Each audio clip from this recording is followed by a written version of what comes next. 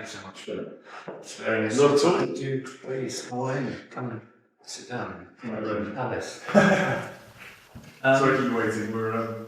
Buckingham Palace just released a statement that sent shockwaves across the world. Just 4 sentences, carefully chosen, tightly controlled, and instantly explosive. Those few words shifted everything overnight. But what the statement never touched was the full truth. Because what the palace released was only the surface, a strategic message built to inform without exposing, designed to calm the public while protecting what was really happening behind the scenes. What is unfolding behind closed doors right now is far more devastating than anyone outside those historic walls could imagine. Doctors have been quietly coming and going through private palace entrances, avoiding public view entirely. Prince William himself has not been seen in public for 72 straight hours, and as whispers grew louder, the situation reached a point where hiding it was no longer possible. What we've uncovered will genuinely shock you. This is not about a single tragic update or one isolated concern. The announcement you read just minutes ago was only the opening chapter. Stay with us, because what truly happened, and what is still happening right now as you're watching this, will leave you breathless when you understand the 48 hours before everything changed so dramatically. 2 days before the palace went public, William attended what official palace records described as a routine medical checkup. On paper, nothing stood out. He had attended these appointments every quarter for years, standard procedure for senior royals tasked with relentless schedules and constant public pressure. But that morning was anything but routine. Princess Catherine drove him herself, a rare break from their usual security protocol. Inside the car, there was almost no conversation. Both were trapped in their own thoughts, weighed down by concerns that had been building quietly for weeks. When they arrived at a private medical facility in central London, they entered through a rear entrance to avoid cameras and unwanted attention. The appointment was meant to last 90 minutes. Instead, it stretched into 4 tense hours. William underwent test after test, far beyond standard screening, blood work, advanced imaging scans, neurological assessments. With each result, doctors grew more certain about what they had feared, even as they hoped they were wrong. When the lead physician finally sat down with William and Catherine, his expression said everything before a single word was spoken. The news was bad. Worse than bad. William remained perfectly still as the doctor explained. His hands were clasped so tightly that Catherine later admitted she feared he might injure himself. Medical language flowed past him, complicated and overwhelming, but 2 words cut through everything and hit hard: degenerative and progressive. Those words sank in like heavy stones. Catherine cried silently beside him, tears streaming as she tried to keep control. "How long?" William finally asked, his voice barely steady. The doctor hesitated. It varies from patient to patient. With treatment, symptoms might be managed for years, but without it, or if progression is aggressive, the timeline could be far shorter. The silence that followed felt crushing. They left through the same back entrance, moving like shadows through corridors that suddenly felt too bright and too loud. Catherine drove them home, though later she wouldn't remember the journey at all. William stared out the window as London passed by, watching people live ordinary lives with ordinary worries, feeling an unbearable distance from that world when they arrived back at Adelaide Cottage. They sat in the car for 20 long minutes before going inside. Neither wanted to face their children yet. Neither knew how to pretend everything was normal when nothing ever would be again. That evening, they told no one. Not friends, not staff, not even those closest to them. They moved through family life on autopilot, dinner at the table, homework, bedtime stories. But Catherine noticed the changes. William hugged each child longer than usual. His voice caught when he told Louis he loved him. He stood quietly in Charlotte's doorway after she fell asleep, watching her breathe, moments suddenly filled with meaning. Those small moments now carried enormous weight. The next morning brought another crisis. Different, but just as frightening. Catherine's own health, something she had been managing privately with a team of specialists, took an unexpected turn. She woke in intense pain, sharp enough to make her gasp and reach for William. Before she was fully awake, William was already calling her doctors, his hands shaking as he dialed. How could this be happening all at once? How could the universe stack so much pressure on one family? Within the hour, Catherine's doctors arrived at the house and began examinations immediately to avoid hospital visits that might attract attention. The results confirmed what Catherine had feared. Her condition had progressed faster than expected. Treatment options that once felt distant were now urgent and unavoidable. Decisions had to be made quickly, decisions that would affect her health, her family life, her responsibilities, and the future she had been living for years. William found himself trapped in an impossible position. His own diagnosis was barely 24 hours old, not yet processed emotionally or practically. Now, Catherine's situation demanded immediate action. He felt like he was being pulled under by wave after wave. No chance to catch his breath. Palace officials needed to be informed. His father, the king, needed to know. Plans had to be put in place, but moving forward meant accepting realities William desperately wanted to deny. By afternoon, senior palace advisors and medical consultants were summoned for an emergency meeting. They gathered in the most secure room at Kensington Palace, a space built for conversations that could never be overheard or recorded. 12 people sat around the table, each sworn to absolute secrecy, each about to carry information that would weigh on them for the rest of their service. William spoke first, his voice steady, despite the chaos inside him. He laid out both situations with clinical precision. No emotion, just facts. The room fell into stunned silence. One senior advisor, a woman with over 30 years of service, quietly began to cry and couldn't stop. Another official, the palace's associate chief communications officer, looked physically ill as the implications settled in. King Charles, who arrived urgently midway through the briefing, sat with his head bowed, shoulders shaking. This was his son and his daughter-in-law, the parents of his grandchildren, and there was absolutely nothing his power or position could do to fix any of it this time. The meeting stretched on for 6 exhausting hours as every possible scenario was discussed, debated and analysed. Medical experts explained treatment paths and prognosis. Legal advisors addressed succession concerns and the line of the throne, keeping the original thought firmly in place as the gravity of the situation became impossible to ignore. By the time the meeting ended, a tentative plan had been formed, and it would buy them precious time. Time to begin treatments, to explain carefully to the children, and to start figuring out what their lives and future now looked like after everything had suddenly shifted. The statement released by the palace said everything and nothing all at once. It went public at precisely 10 in the morning, a time chosen with surgical precision to capture global attention while avoiding clashes with other major news cycles. It appeared simultaneously across every official royal communication channel. Palace staff who weren't part of the inner circle learned the news at the exact same moment as the public, reading words on their screens that made many gasp out loud. The statement read, "The Prince and Princess of Wales are facing serious health challenges that require their immediate and full attention. Prince William has made the difficult decision to step back from official duties for an indefinite period to focus on family and medical matters. The royal family asks for privacy during this time and will provide updates as appropriate." 4 sentences. That was it. That was all the world got. No details about the nature of the health challenges, no explanation of why both Prince William and Catherine were affected, no timeline for when William might return to royal duties, just a stark acknowledgement that something was gravely wrong and that the future king was effectively disappearing from public life for an indefinite period. Within minutes, the internet went into absolute chaos. Social media platforms exploded with speculation, concern, and wild theories. The hashtag about William went trending worldwide within moments. 3 minutes after the statement dropped, every major news network cut into programming to report the development, even though no one knew more than what was in that official release. Inside Kensington Palace, William and Catherine sat in the sitting room, silently observing the initial public reaction. They had turned off all phone notifications, unable to handle the flood of concerned messages from well-meaning friends and family who demanded to know more.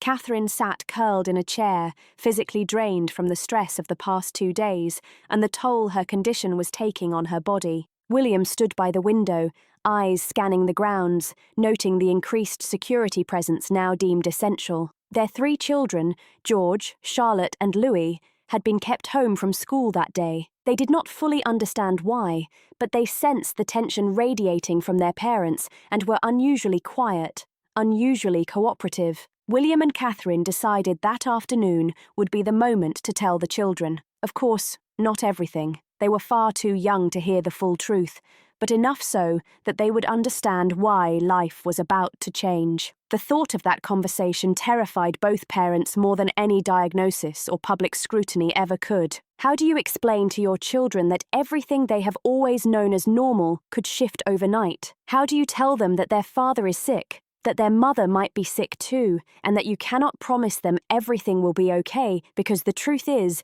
no one knows what the future holds? King Charles arrived just before noon, having travelled urgently from Windsor. The moment the statement went public, he embraced his son in the hallway, a long, tight hug that said what words never could. Charles pulled back slightly, searching William's face for answers he knew would only bring more pain. William led his father to the study, where they could talk in privacy. For the next hour, he laid out every detail. Both diagnoses, every medical opinion, every terrifying possibility they faced. Charles listened without interruption, though at points he covered his face with his hands, visibly shaken by the enormity of what he was hearing. When William finished, silence filled the room. Finally, Charles spoke, his voice thick with emotion. "What do you need from me? Anything. Everything I have, everything I am, all of it is yours. Tell me what you need, and it is done." William appreciated his father's support, but the reality was stark.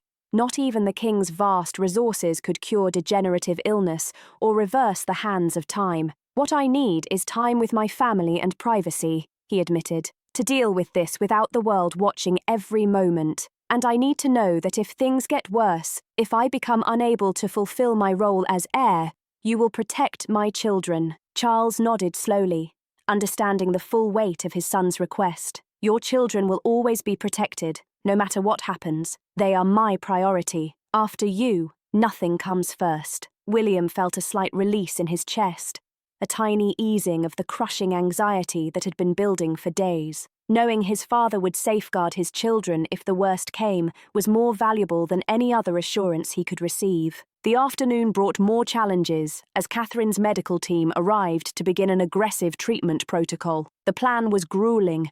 The treatment would make her violently ill for several days, confining her to bed and draining her energy almost entirely. But it was necessary, a chance to slow the progression of her condition and give her precious time. As the fourth line of medication was inserted into her veins, William held her hand through the entire process. She squeezed back so hard it hurt. He would have given anything to take her pain, to trade places, to shield her from the suffering he could do nothing about. Illness offers no bargains, and all he could do was stay by her side, witness her struggle, and try not to collapse himself. Evening fell, bringing the conversation they had been dreading. William and Catherine gathered the children in the living room, trying to create a space that felt safe, calm, and normal. Despite the terror both parents felt, the children sensed something important was about to happen and sat quietly around them. William began carefully. "You know, Mommy and Daddy have been having some health appointments lately." The children nodded. "Well, the doctors have told us some things that mean our lives are going to change for a while.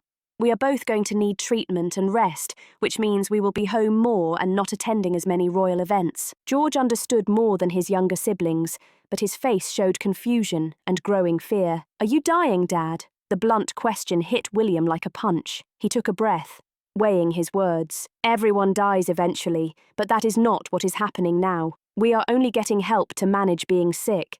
Some days will be harder than others, but we will fight as hard as we can to stay with you for a very long time." Charlotte started crying, struggling to process the complexity, but sensing that her parents were in trouble. Louis climbed into Catherine's lap, trembling, and she wrapped him tightly despite her own exhaustion. The family talked for over an hour, answering questions as honestly as they could, without overwhelming young minds with adult fears. By the end, the children understood that routines would change, that their parents needed rest and care, and that they would spend more time together at home. It was not the full truth, but it was enough for now. After the children went to bed, William and Catherine collapsed onto the sofa, utterly drained from the day's emotional roller coaster. Catherine leaned against William's shoulder, two people facing impossible challenges with no roadmap and no guarantees. The palace statement had been released, the children had been told, and yet an even darker truth still loomed.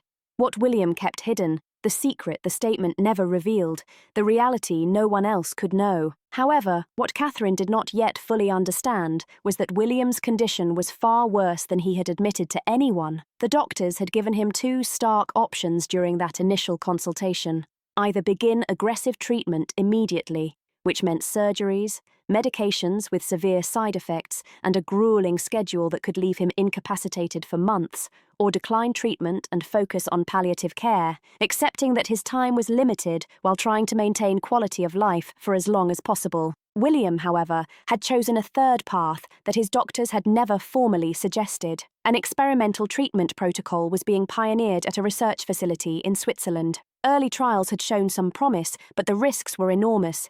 Even if it worked, best-case scenario, it would only buy him a few extra years. It would not cure him. The doctors had made it abundantly clear they could not recommend it. The dangers outweighed the potential benefits, but William had fixated on it anyway, seeing it as his only real chance to be present for his children's lives beyond the immediate future. He had not told Catherine, not even his father, nor a single soul beyond the Swiss facility. He had quietly contacted the Swiss team, discussed his case privately with their medical experts, and started making arrangements to travel there within the month. To the outside world, he would simply be taking time for rest and privacy, stepping back from public duties, giving everyone the illusion he was managing stress and Catherine's situation. The reality was far darker and far riskier. The procedures were so dangerous that he had been forced to sign extensive legal documents, acknowledging that he might not survive them. It was a gamble of the highest order, and William knew it. But the alternative, simply accepting the timeline his doctors had given him, was something he could not, would not do. The guilt of keeping this from Catherine gnawed at him constantly. They had promised each other total honesty when they married, a vow to share everything, no matter how difficult. But this felt different. She was facing her own crisis, focusing on treatment and recovery. To burden her with his plan, the secret that could put him in extreme danger, seemed cruel beyond measure. He told himself he would reveal it once she was stronger, once the initial shock of everything had passed. But deep down, he knew he was deceiving himself. His reasoning was cold and logical. If the experimental treatment worked, even partially, he could gain more precious years with his family, years that would otherwise be stolen from him. Yes, the treatment could fail or even hasten his death. But dying while fighting for time seemed better than surrendering to the clock doctors had set. He thought of George, destined to one day be king, needing his father's guidance for as long as possible. He thought of Charlotte's approaching teenage years, milestones he desperately wanted to witness. He thought of Louis, still so young, who might not even remember him clearly if his decline happened as feared. The Swiss facility had given him a start date 4 weeks away. That 1 month became his plan: stabilize Catherine,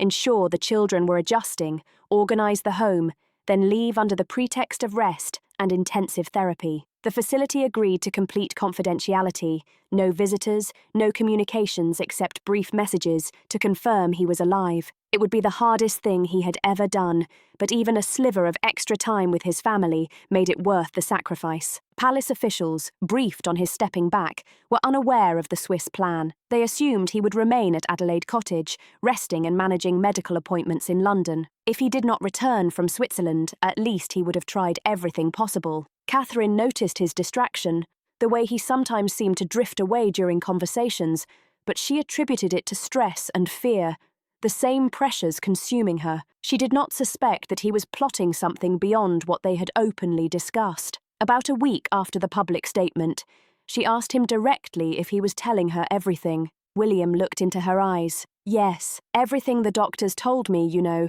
I am scared, but we are handling this together. Catherine believed him. She had no reason not to. In their years of marriage, he had never given her cause to doubt him. But King Charles, perceptive in ways most could not imagine, sensed something deeper. During a private visit, he confronted William directly. You are planning something. I can see it in your face. You have that look you get when you are determined to do something others would try to stop. William considered continuing the deception, but could not lie to his father's face. So he told him everything. The experimental treatment, the risks, the timeline, the secret he had kept from his wife. Charles listened carefully and asked only one question. If you die doing this, how do I explain to your wife and children why you were not here when you could have been? William had no good answer, and the question haunted him constantly, yet his resolve did not waver. Charles recognized the futility of arguing and made William promise only one thing. He would tell Catherine before leaving that she would have the chance to be part of the decision, even if the choice was already made. William agreed reluctantly, knowing the conversation would be brutal, but accepting that Charles was right. Catherine deserved honesty, even if she could not change the decision. 10 days before he was scheduled to depart for Switzerland, William realized he could wait no longer. The secrecy was destroying him from the inside, making every interaction hollow and false. He waited until the children were asleep, until the house was quiet, and then asked Catherine to sit with him. She sensed immediately that something major was coming. Her expression shifted from exhaustion to alert concern. William took her hands, feeling how cold they were, and began speaking. I have not been completely honest with you about my treatment options, about what I am planning to do. Catherine's face went pale. She did not interrupt, gripping his hands tighter, waiting for him to continue. William explained everything, and with each revelation, Catherine's expression transformed. Shock, hurt, anger, fear, a cascade of emotions playing across her face like violent weather. When he finished, silence fell, heavy and suffocating. Catherine pulled her hands away, stood, and walked to the window, her back to him. William waited, knowing she needed time, knowing he deserved whatever reaction she was about to give. Finally, she turned. The look on her face shattered him. You were going to leave and disappear for months to undergo treatment that could kill you, and you planned to lie about where you were and what you were doing.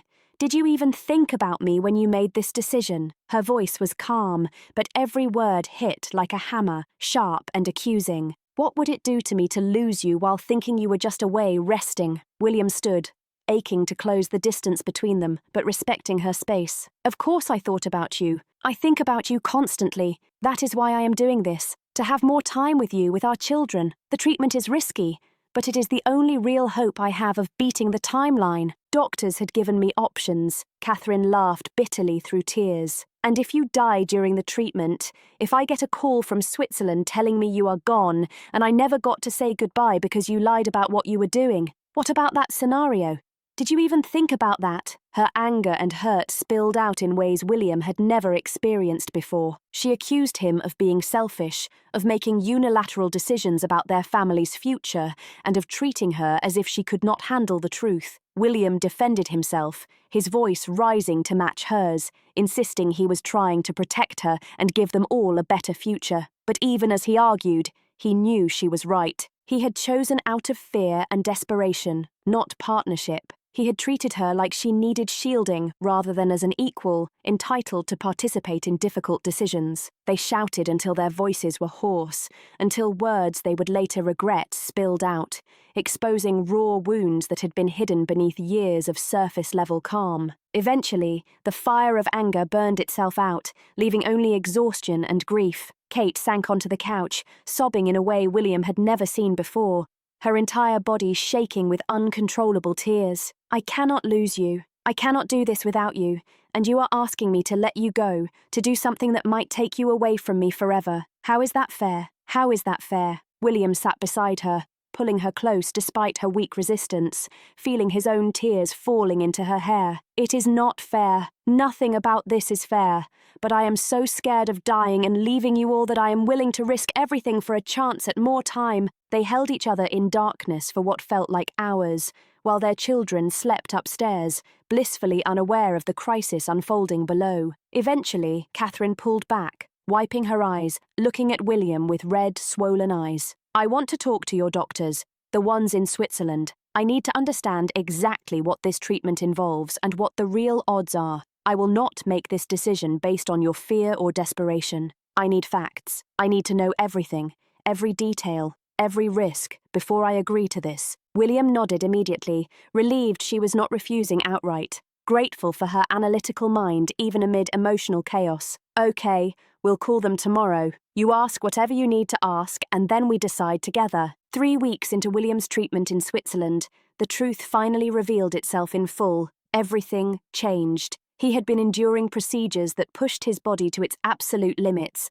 alternating between hope and despair, each day a battle. Doctors monitored his response to the experimental protocol while Catherine maintained strength at home, quietly holding the household together and emotionally supporting the children, even as she privately crumbled each night after they were asleep. Their calls were brief but essential lifelines, keeping them connected across the miles despite the physical and emotional separation. William always reassured her he was okay, that he could manage the grueling treatment, leaving out the unbearable pain, the moments he could barely move, and the times he feared he had made a terrible mistake. Then came the call that changed everything, not from William, but from the head physician at the Swiss facility. Catherine's heart stopped when she saw the unfamiliar number. Convinced this was the call that would tell her William was gone, she braced herself. But the first words were different. "My princess, your husband is alive, but we need you to come to Switzerland immediately. There has been a development." The next few hours blurred, arranging emergency childcare, booking a private flight, the journey itself feeling simultaneously endless and lightning fast. Catherine arrived to find William in a hospital bed, thinner and weaker than she had ever seen him, but alive, conscious, and fighting. She collapsed into a chair beside him, overwhelmed by relief and exhaustion, the weight of weeks of impossible responsibility finally lifting slightly. William reached for her hand, weak but steady. "I told you I would come home," he whispered. Catherine laughed through tears. "You are not home yet. You are in a hospital bed in Switzerland, looking like you have been through a war." William smiled faintly. "The point is, it worked. I'm going to have time. Time to watch our children grow. Time to grow old with you. The time we thought was lost is ours again." Catherine leaned down, kissed him gently, tasting salt, antiseptic, and hope. "You scared me so badly, so badly." William's voice was barely a whisper. "I know. I am sorry, but I would do it again. I would risk everything again for this outcome." Finally, William was cleared to return home. The journey was meticulously planned to maintain the illusion he had been at Balmoral the entire time. He travelled via private medical transport, arriving at Adelaide Cottage under the cover of darkness. Walking through his front door, he was met by his children, rushing with hugs, questions, and excitement, too young to notice how frail he had become, or how carefully he moved. George studied his father's face closely and asked quietly, "Are you actually better?" William knelt to his son's level, wincing slightly in pain. "I am better now. Not completely, but much better than before. And I am home." Privately, he and Catherine knew the full truth. His condition, though dramatically improved, was not cured. There would be good years ahead, but also difficult ones. The future remained uncertain in ways both terrifying and strangely liberating. Catherine's treatment continued, showing steady improvement. Their parallel journeys through illness forged a bond deeper than ever. They understood each other's fears and hopes without speaking, finding comfort in the shared silence and knowing glances that conveyed everything words could not. Ordinary moments, mornings without pain, afternoons playing with the children, evenings simply existing together, became treasures they fiercely protected. They began to notice and savour tiny, fleeting things. George laughing at a new joke, Charlotte discovering a favourite book, Louis taking his first wobbly steps, all reminders that life, despite the uncertainty, could still be beautiful. Months passed. William returned to public duties gradually, attending carefully selected events that did not overtax his recovering body. The public noticed a change. He was present, genuine, and remarkably engaged, his own mortality having stripped away pretense and left him honest and vulnerable. He had learned that appearances no longer mattered as much as connection, and every conversation, every smile, carried deeper meaning. He kept his promise about the videos he had recorded before leaving for Switzerland. He did not delete them. Instead, he added new ones, speaking about survival, second chances, and gratitude. One day, when George, Charlotte, and Louis were older, they would watch these videos and fully understand what their parents endured, and how fiercely they had been loved and fought for. For now, the tapes remained a time capsule of fear, hope, and resilience, a testament to the family's extraordinary journey. If this story moved you, hit that like button, subscribe, share, and comment below. We bring you royal stories that go deeper than any headline, revealing the real people behind the crowns. More truth is coming, don't miss it. See you in the next video.